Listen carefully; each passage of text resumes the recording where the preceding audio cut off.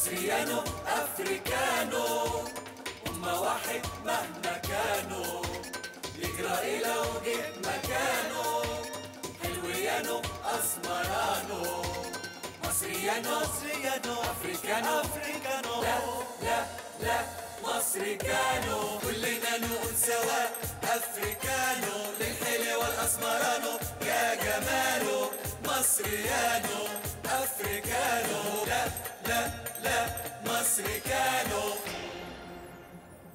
لا بص بص بص، الحاجب تشق شقة محمد رمضان، ها؟ السوالف سوالف الأستاذ محمود ياسين اللي هي عاملة زي قشاط الطاولة دي الكبيرة دي، تمام؟ اللي جاي بقى في الجوانب درج، النص بوكاندي. نص يا ريس؟ هو في نص أساساً؟ اللي في نص أساساً؟ إيه يا عم أنت مش ماكير ولا إيه؟ ماشي ماكير، بس ما فيش خام أساساً عندك. خام؟ أنت بتتهمني إني ما عنديش خام ولا إيه؟ أنا عندي شعر في صدري أكبر من شعر تامر حسني، أنت بتقول إيه؟ طب ما تزعلش نفسك، بقول لك إيه، سيبك من بوكاندي ده قديم، أعمل لك بوكاندي كراش. إيه ده؟ هم أقول لك أنت فنان كوميدي ولا إيه؟ أنت بتستظرف؟ اتفضل اتصرف اتصرف اتصرف. طب غمض عينك دي بوكاندي. طب غمض عينك دي اهو. خلاص لسه احنا بنلعب استغمايه، ما تخلص. ايه رايك بقى؟ والله حلو، هات الكاب. بوكاندي. نعيما، كلمه ما بتتقالش اللي عند الحلاق، ملهاش مكان تاني ولا فعل تاني غير الحلاق، بس ممكن تتقالك مقدما سواء حلقت او اتحلق لك. واحنا كأفارقة اتحلق لنا كتير قوي، ايش انجليزي فرنساوي وطلياني ومن كل نوع.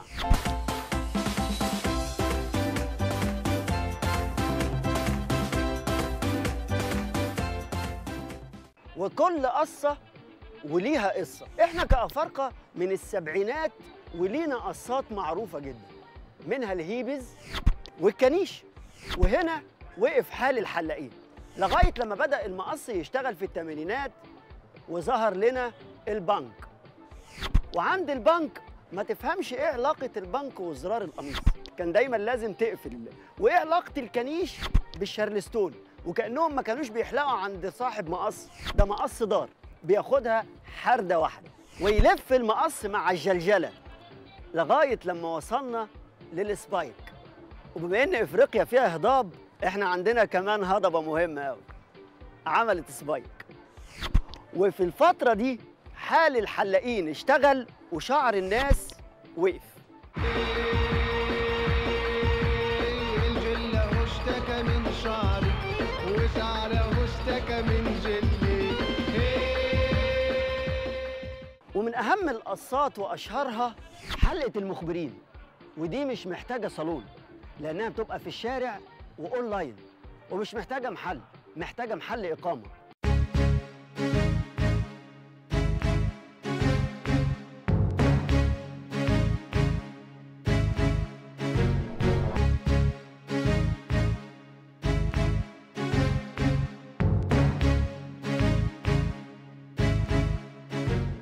ومع كل دورة إفريقية كانت بتظهر علينا حلقات مختلفة. لا دول اللي حلقونا. احنا هنبدأ من دورة الأمم الإفريقية 84، بوكاندي أول لاعب تتسمى القصة باسمه، لغاية لما ظهر علينا زيدان وراح كاتب اسمه على دماغه. هنا أسمى مواجيان راح كاتب رقم التيشيرت، وبدأ المهرجان. سلامتك يا دماغي، سلامتك يا دماغي، سلامتك يا دماغي، سلامتك يا دماغي، سلامتك يا دماغي، سلامتك يا دماغي.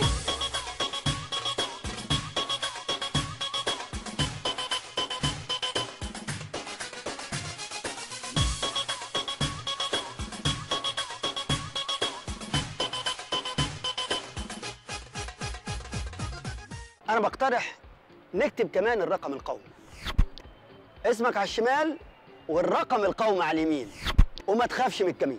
خلينا نشوف أغرب حلاق ما حاولناش نعرف الصالون بتاعه فين.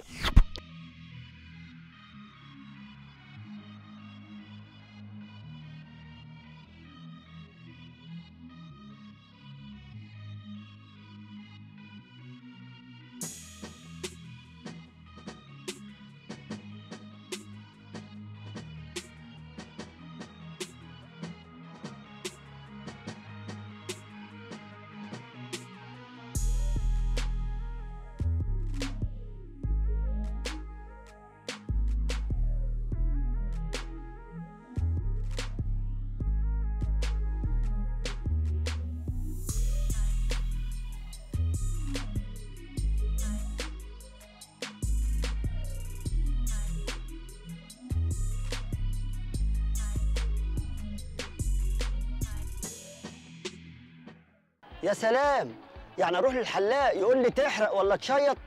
شكرا. حد فينا يعرف قصة شعره اسمها ايه؟ اعتقد لا. مش مصدقيني؟ تعالوا نشوف.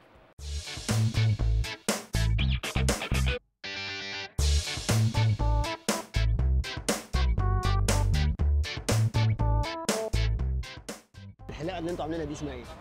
دي الحبشتكه. اسمها حبشتكه. واللي انت عاملها دي؟ لا دي ملهاش اسم، انا رحت عند الحلاق قلت له ظبطني اعملها لي كده. مش المفروض القصه ليها اسم؟ لا دي حاجات كده بدع اخترعناها عامه يعني. اجتهاد يعني، انت تقعد والراجل يشتغل. ساعات بروح عند حلاق مثلا بيعمل لي ما بين الحتتين دول كده خط كده ماشي، انا مش عايز. ملهاش اسم. ما طلبت منه ايه؟ انا بوصفها له بقول له عايز كذا كذا بس هو بيعملها. القصه دي اسمها ايه؟ لا ما اعرفش بصراحه. تعرف اي قصات افريقيه؟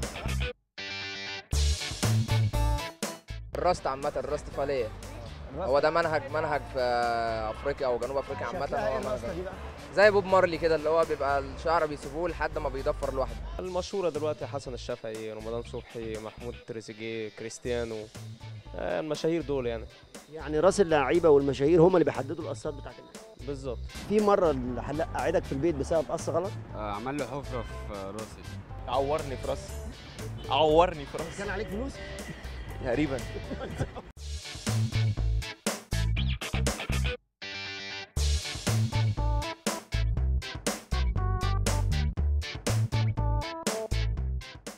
وعشان الست الافريقيه ما تزعلش هقول لها عشانك يا اميره هتكلم على الضفير. زمان لما كانت الام تقعد تعمل البنت عندنا ضفيرتين بس كان يومين وتنظيف وشد وشمال ويمين وجاز وبخاخه، فاكرينها؟ غير اللي بينزل عشان نعمل ضفيرتين. لا، الحياه تعاون. في افريقيا كله بيتعاون ايد واحده في راس واحد. Have a crochet hook. Here are some other options.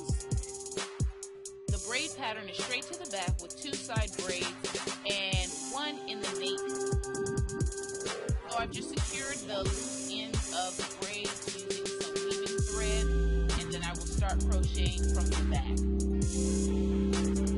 Now for a quick demonstration.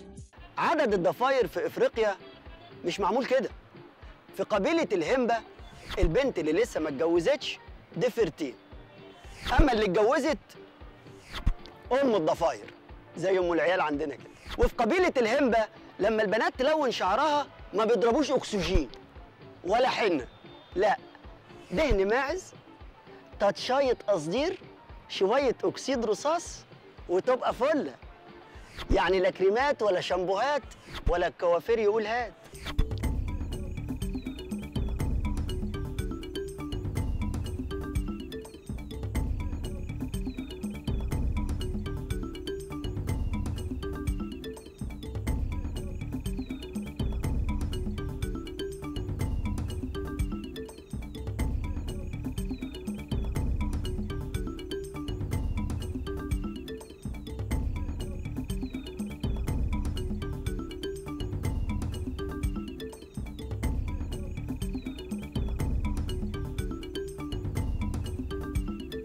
الست الإفريقية عندها قصات كتير.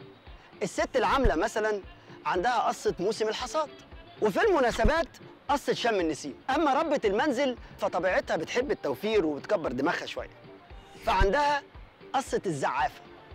يعني برضه حتة عنكبوتة معدية كده ولا كده، برضه ما بتجهدش نفسها وتلمها. وفي قصة المروحة دي عشان الكهرباء لو اتقطعت. أما القصة الأهم والأشهر هي قصة إعادة التدوير، ودي بتبقى ربة المنزل دماغها في الكازوزة. وهنا بتظهر قصات كتير ومهرجان طويل، وصدقني يا زمبيلي المهرجان هناك أحلى يا زميلي.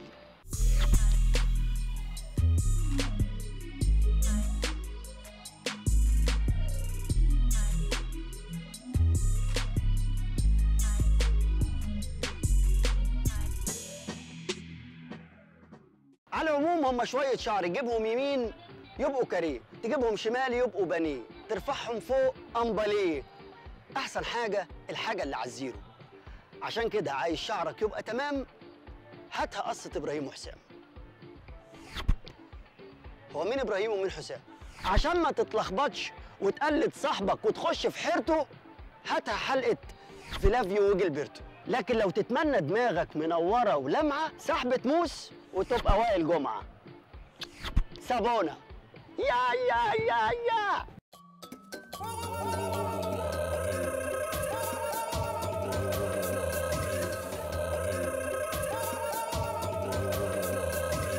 مصريانو افريكانو، هما واحد مهما كانوا، يجرى لو جيت مكانه، حلويانو اسمرانو.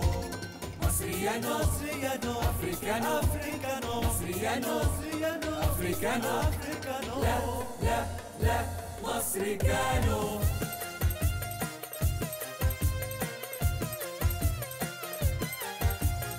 كل واحد له جذوره، فيها ايه لو خاف عليها، يعني لو حاول بدوره يبقى اجمل حاجه فيها. كلنا نقول سوا افريكانو، للحلو والاسمرانو يا جماله. كلنا نقول سوا افريكانو، للحلو والاسمرانو يا جماله. مصريانو افريكانو، مصريانو افريكانو.